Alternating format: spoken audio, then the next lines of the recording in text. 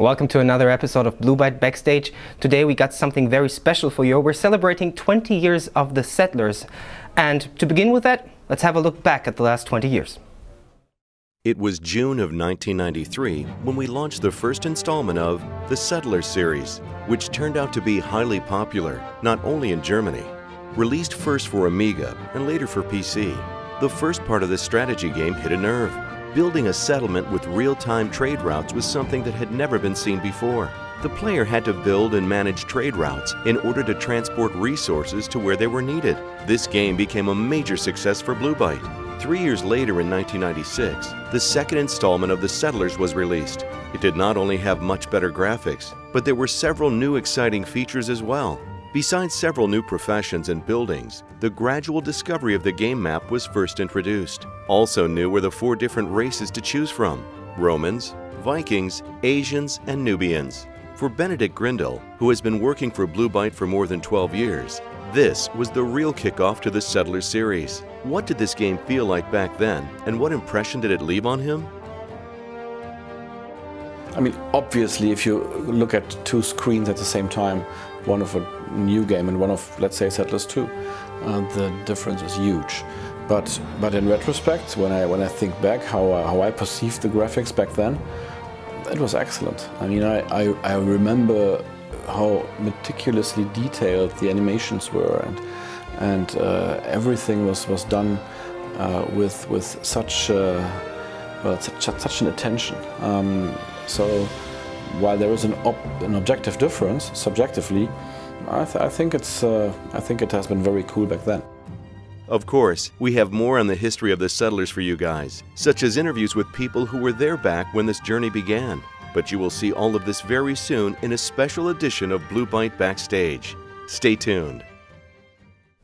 20 years of The Settlers. Of course, this means there's a new event celebrating this in The Settlers Online. Bibi Mara has all the information for you.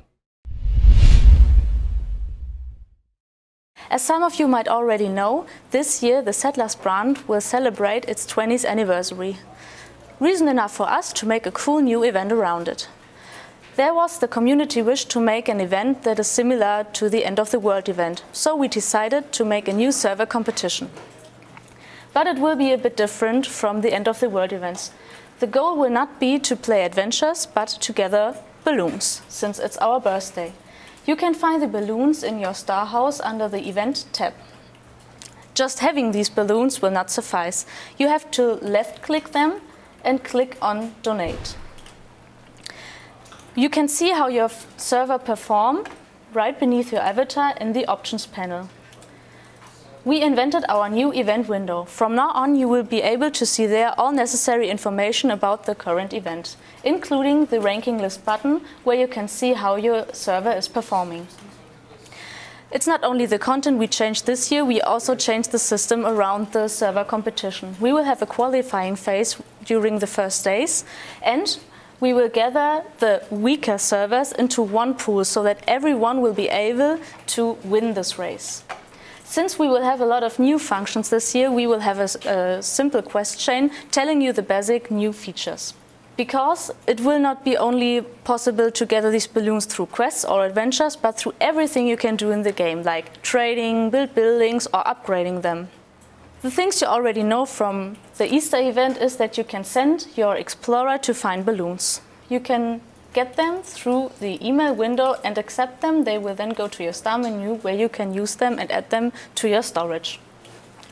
All indirect actions, like I already mentioned, build buildings or upgrading them, will be gathered in an email which will be sent regularly to you. So don't forget to regularly check your email inbox and accept the balloons which were sent. We will have new daily quests, what's basically not new, but this time you will have to play a very special adventures.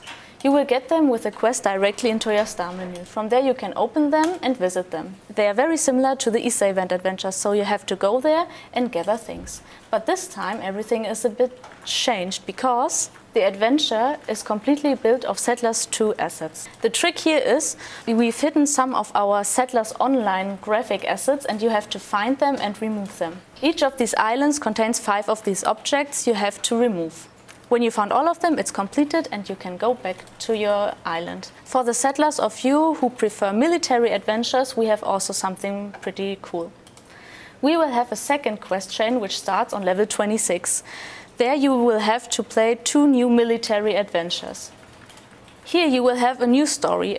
The story of the adventures will be that villagers call for your help because they have something real strange happening there. Their buildings are turning into something retro looking. You now have to go there with your general, find the source and remove it. You will soon recognize that these adventures are a bit different than the adventures you've played until now. But that's all I can say about these adventures, because I do not want to spoil all your fun. But that are not all sources you can get balloons from. For all of you who have resources left, you can convert them in your provision house under the tab Event. Here you can convert all resources there are. The only exceptions are coins and guild coins. So you gave all the balloons there were and your server is very good performing. Of course you can get really cool rewards. For every server who reaches the 100% limit, you can get the Settlers 2 original headquarters. Additionally to this, there's a possibility to get cool retro skins you already saw in the military adventures. They last for a certain time. Besides these cool things, you can also get gems and other cool rewards. Each server who reaches the percentages will get a reward, and additionally the fastest server and the server who gathered the most balloons will get additional rewards. I hope I could make you a bit curious about the event. I'm really looking forward to it, and I hope so are you. So, let the best win. That's it for Blue Byte Backstage today. Thank you very much for watching, and I hope you stay with us for another 20 years.